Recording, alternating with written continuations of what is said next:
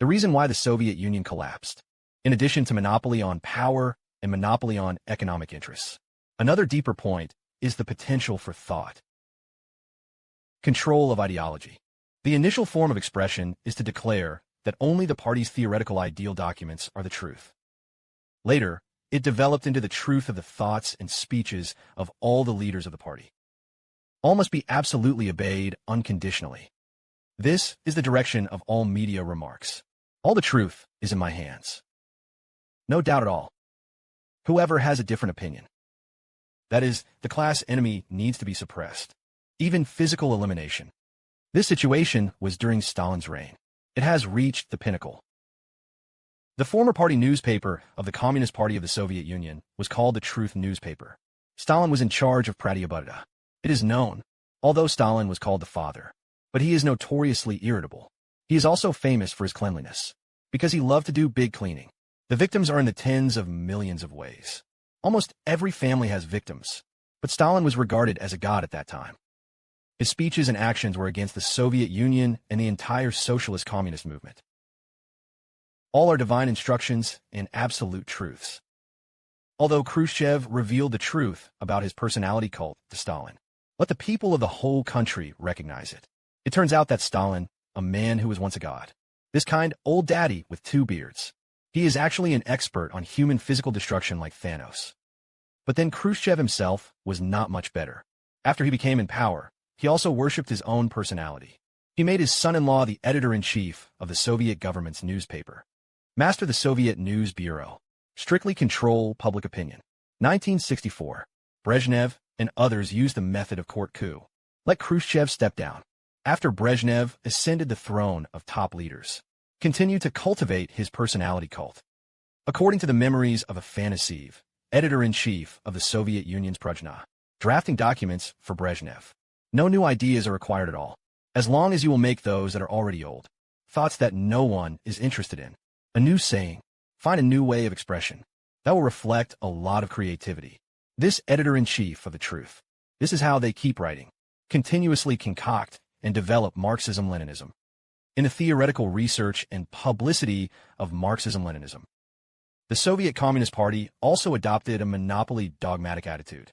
Many of Stalin's views and practices at that time. It's completely contrary to Marxism-Leninism, but it is considered to be a development of Marxism-Leninism. Stalin, in order to cooperate with the political purge, the field of cultural thought is also carried out to clean up. It caused everyone to dare to tell the truth. Otherwise, you will be criticized. For the politician at that time, theorists and journalists, generally, Stalin's words are quoted in large quantities. Also pay attention to proportions. Quoting Stalin, 2 to 3 times more than Lenin quotes. It's 5 to 6 times more than Marx and Engels said. Such a formula ratio. So most people started to turn into being deliberately ambiguous. Keep the same caliber as the official caliber during the day. When you live your own little life at night and discuss current affairs with your family and friends. Express your dissatisfaction with the public opinion environment quietly. The Soviet Union has been in a long time. There is no public opinion supervision at all, because all media are controlled directly or indirectly by the official. They all have to be unified. Unified claim. You can only say it. Don't let you say it. Don't talk nonsense. Despite the proliferation of corruption in the late Soviet Union, people's grievances are boiling, but there are still many singing and dancing in the media. The situation is very good. The officials above are still complacent when they see these superficial articles. Because of these senior officials and their superiors, they can use these as their political achievements to please their superiors. That is because of monopoly on truth and control over thought. Those who have slightly different opinions from the official just got beaten to be heresy. Just criticize it and punish it. You can use dictatorship tools to suppress, or go to jail, or go to a mental hospital. In such an environment, it is certainly not allowed to have any new ideas or theories. Everyone can only act according to the leader's expression, making up a lot of big lies. Lies prevail. That's because of the ideological and cultural police and the KGB. Special encouragement and exposure. Eavesdropping. Make a surveillance phone.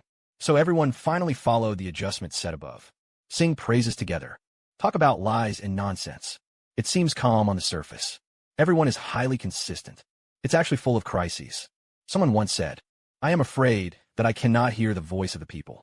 The most terrifying thing is the silence. Like the Soviet Union, he would not listen to dissent. Then all elites and intellectuals were suppressed and killed. Whether it is the Khrushchev period or the Brezhnev period, can be promoted to the highest leadership. This is not the IQ or the level. Because these people can climb up. It's mainly because they can kneel and lick. Can pretend to be a grandson. Be able to be good at it in many political storms. Especially good at protecting one's own self. Because they don't have their own independent opinions at all. The leader is also the leader. I also like dogs with low IQ. Because they can be obedient. Beyond your intention. It will also prevent your rights from being challenged. There are the benefits of using fools. So all kinds of contradictions were covered up. Finally broke out. The seemingly powerful Soviet Union finally collapsed. This monopoly of power interests. Ideological monopoly. It was the Communist Party of the Soviet Union who obtained absolute power without any restrictions. That absolute power will inevitably lead to absolute corruption. Think of the October Revolution that year. The Bolsheviks have gone from oppressed to leader. But how to manage such a huge country? To the Bolsheviks, it was completely unfamiliar. Many party members do not have freedom and democracy at all. The concept of rule of law and human rights. 1953.